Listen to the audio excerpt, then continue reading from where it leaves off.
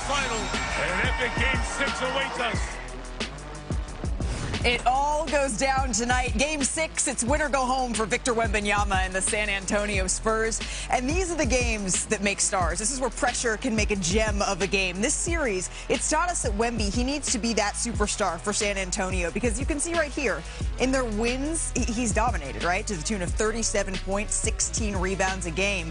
But in losses, those numbers have dropped to 22 and 9. He will need to be exceptional to force a Game 7 against the Thunder, who are now just one win away from their second straight finals appearance. And in this era of parity, the last team to do that, remember, it was the Warriors, who made 5 straight between 2015 and 2019. And health has just been such a huge factor in this series. So for more on the health of the Stars in Game 6, we say hello to our senior insider, Shams Charania. Shams, what can you tell us about the likelihood that Jalen Williams is going to be available for this game?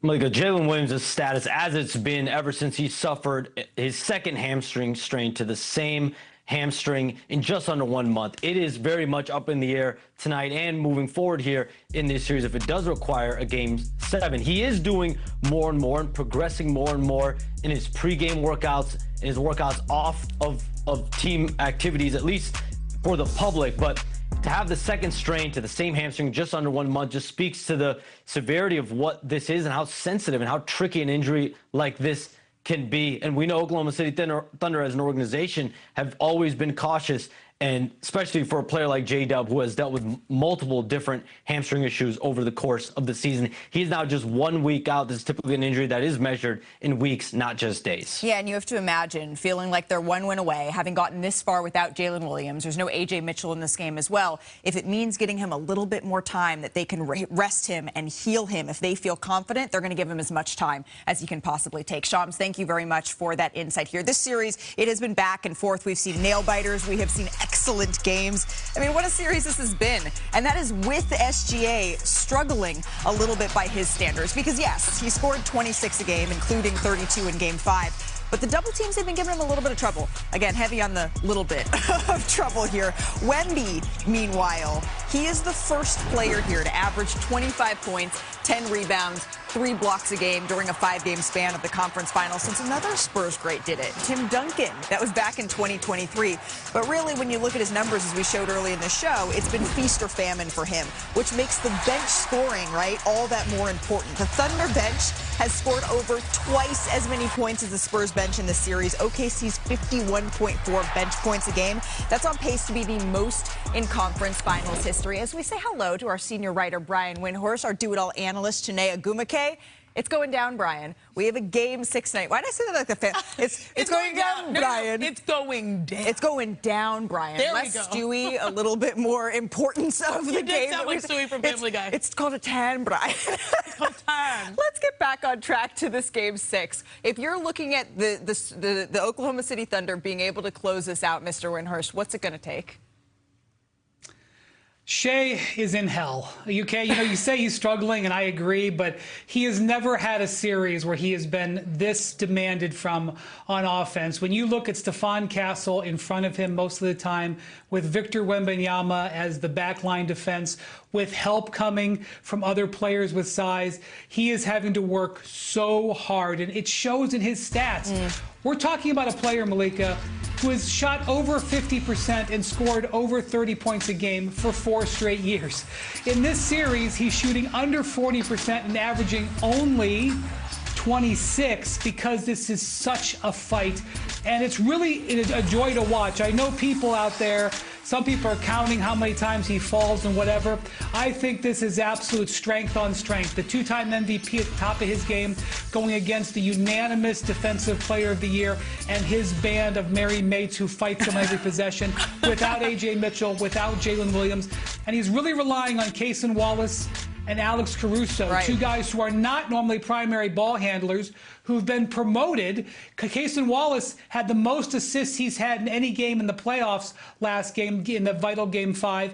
And then Alex Caruso had 8 total assists in the first 4 games of the series, had 6 in Game 5 alone because he was trying to create to help Shea out.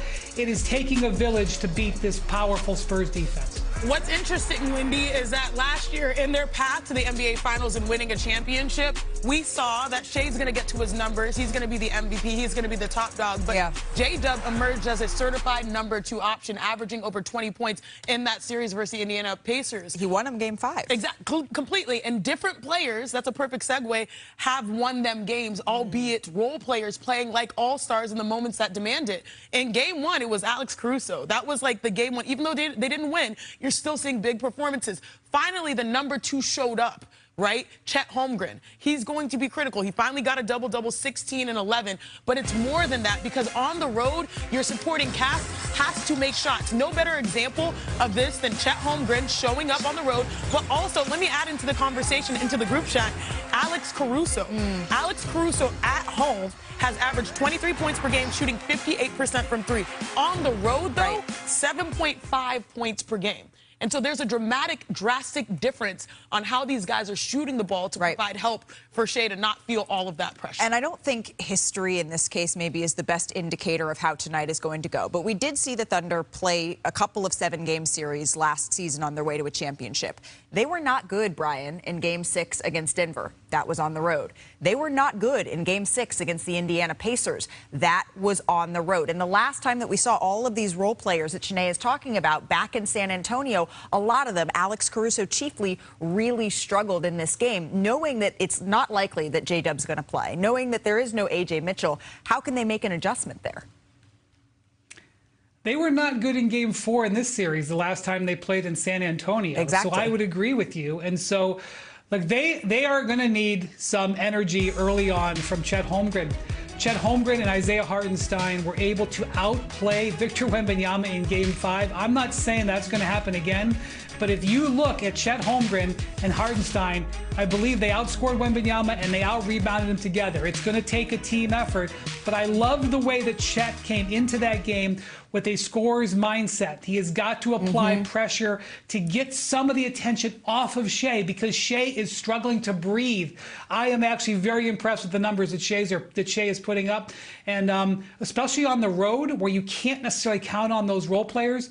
Count on your other All-NBA guy. You know what's crazy, Wendy? What you say about Shea can be applied to Victor. Struggling to breathe. The physicality, you know, the way that they've gravitated to him. We have this new stat, gravity, right? Victor Wembanyama cannot breathe. We saw that in Game 5 in the same way that SGA is dealing with double teams, and that's why we're seeing some of those slow starts. And for me, it just comes down to how you style the game. Victor, to me, he was fatigued. That was a fatigue game. He did not have his legs. We saw that on the three-point shot. He was 0 for 5 from 3. He got stuffed on some dunks, right? He should be more rested, but both guys play inside out, despite being a guard and a post player. In Game 1, Victor Wembanyama had 6 dunks, I believe. Now, in the last game, in the last win, he had 4 dunks. Right. Whenever he dunks the ball more, his team wins more. Go on the inside, similar to Shea. Shea has to be able to score in transition before the defense gets set up. Right. So it's interesting to see a guard and a post have similar pathways for success. But as much as we talk about Shea struggling offensively, what we really mean is he's struggling to score, because he is averaging 10 assists, right, a game. And so that would be, nearly 10 assists in the conference finals. So while his scoring is down, the playmaking is there. It's just that the other guys have to capitalize on that. Yeah, the playmaking is hot and cold based off of his teammates being able to shoot. And we tend to see this hot and cold where it's cold on the road and hot at home. Because what does Perk say? Perk's not on the show, but role players play better at home.